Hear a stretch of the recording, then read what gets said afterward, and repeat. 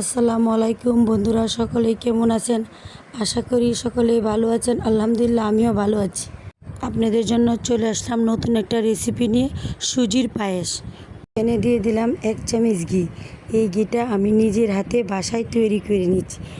এখন ঘিটা প্যানে দিয়ে ভালোভাবে গলিয়ে নিব।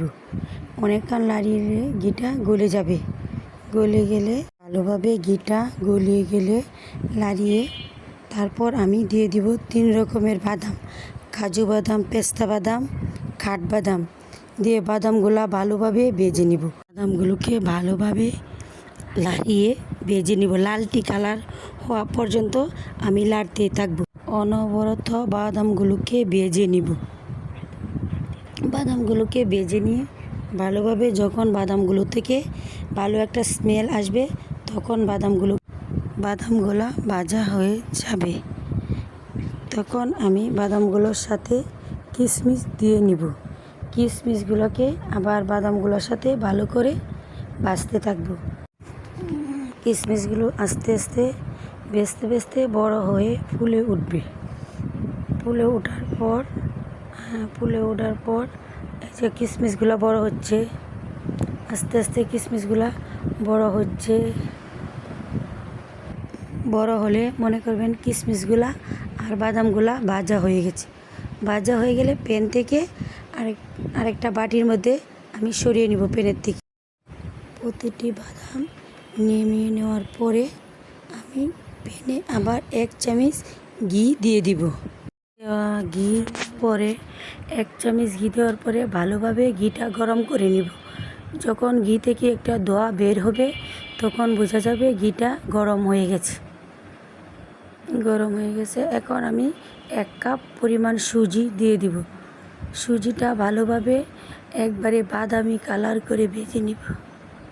অনবরত রাতে যে সুজিটা দেখবেন কোনো লাচা থাকবে না, একবারে গুঁড়া হয়ে গেছে, ভাজা লালটি কালার ধরে গেছে।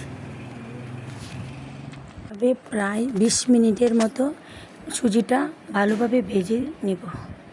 20 মিনিট পর যখন হয়ে যাবে ঘিটা কালার চেঞ্জ হবে, এই যে আমি দেখিয়ে দিচ্ছি কেমনভাবে ঘি ভাজা হয়ে গেছে।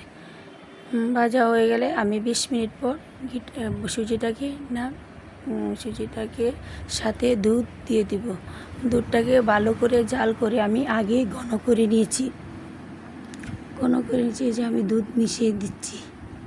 আপনারা দেখতে পাচ্ছেন আমি দুধ মিশিয়ে দিচ্ছি। অনবরত লাড়তে থাকবো। আবার পুরার দুধটাই আমি দিয়ে দিচ্ছি। খেয়াল রাখবেন সুজির মধ্যে যেন লাচা না ধরে। অনবরত লাড়তেই থাকবেন।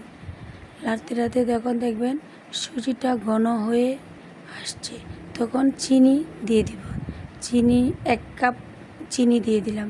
আপনারা যে যেমন মিষ্টি খান পরিমাণ মতো মিষ্টি দিয়ে দিবেন। দিয়ে একটা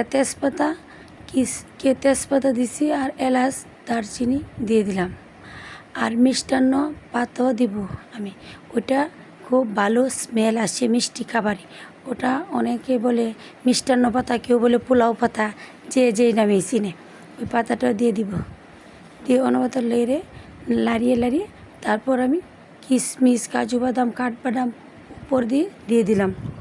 দিয়ে ভালোভাবে মিশিয়ে 5 মিনিট আগে যে বাদামগুলা ভেজে নিয়েছিলাম, এগুলো আমি উপর দিয়ে দিলাম। দিয়ে ভালো করে সব সুজির সাথে মিশিয়ে নিলাম।